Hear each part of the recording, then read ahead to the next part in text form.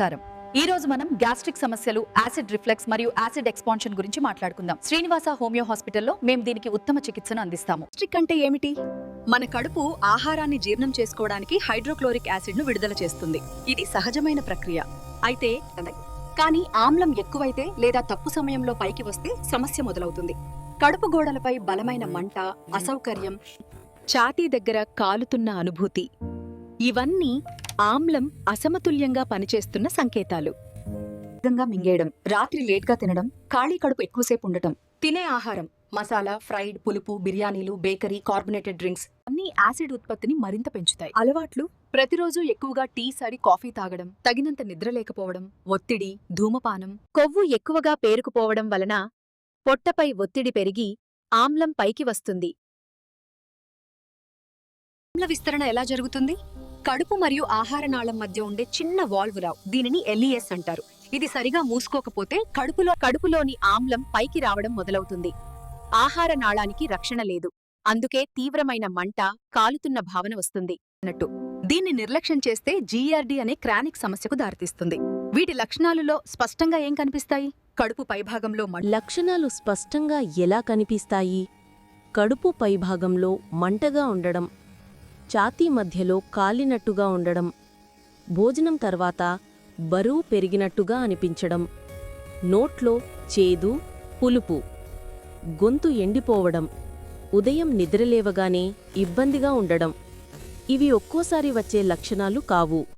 వరుసగా వస్తే అది శరీరమిచ్చే హెచ్చరిక.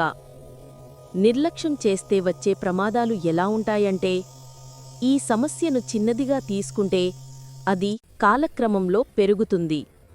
గ్యాస్ట్రైటిస్, కడుపు పూతలు, క్రానిక్ ఆమ్ల విస్తరణ, గొంతు పూతలు, ఛాతీ నొప్పులు, జీర్ణక్రియ బలహీనపడడం జరుగుతుంది. తరచూ రాత్రిళ్ళు మంట రావడం, నిద్రభంగం కావడం అత్యంత ప్రమాద సంకేతాలుగా గమనించండి. సమస్య తగ్గించడానికి స్పష్టమైన సూచనలు ఏమిటంటే, భోజన పద్ధతిలో మార్పు చెయ్యాలి. రోజుకు 3 పెద్ద భోజనాల బదులు 4 నుంచి 5 చిన్న మీల్స్. రాత్రి భోజనం పడుకునే 2-3 గంటల ముందే. తిన్న వెంటనే పడుకోవద్దు. ఫ్రైడ్ ఐటమ్స్, బేకరీ, బిర్యానీలు, మిరపకారం అధికం, సోడాలు, బలమైన టీ, కాఫీ, చాక్లెట్, పుదీనా లాంటి పదార్థాలు మానివేయాలి.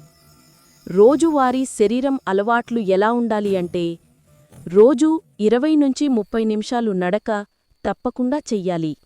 రోజూ 7 నుంచి 8 గంటల వరకు తప్పనిసరిగా నిద్రపోవాలి. స్ట్రెస్ తగ్గించే అలవాట్లు మానుకోవాలి.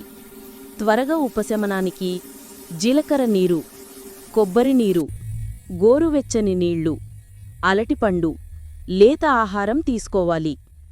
రోజువారీ డైట్ ప్లాన్ ఏమిటంటే, ఉదయం గోరువెచ్చని నీరు, జీలకర్ర నీరు, ఇడ్లీ, ఓట్స్, ఉప్మా.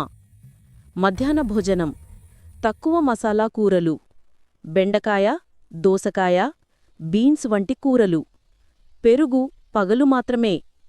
సాయంత్రం బటర్ మిల్క్, నిమ్మరసం అంటే చక్కెర లేకుండా. రాత్రి ఇడ్లీ, ఉప్మా, ఓట్స్, తేలికగా ఉండే ఆహారం. బియ్యం తగ్గించాలి. రాత్రిపూట పెరుగు తినవద్దు. ఎప్పుడు డాక్టర్ని కలవాలంటే, ప్రతిరోజూ రాత్రి మంటగా ఉన్నప్పుడు, శ్వాస తీసుకోవడంలో ఇబ్బందిగా, గొంతు నిరంతరం మండడం, భోజనం రెంగడం కష్టంగా ఉన్నప్పుడు, వాంతిలో రక్తం లేదా నల్లమలం పడుతున్నప్పుడు తక్షణ చికిత్స తీసుకోవాలి. గ్యాస్ట్రిక్ సమస్యలకు అనవశ్యక మందులు వాడడం సమాధానం కాదు.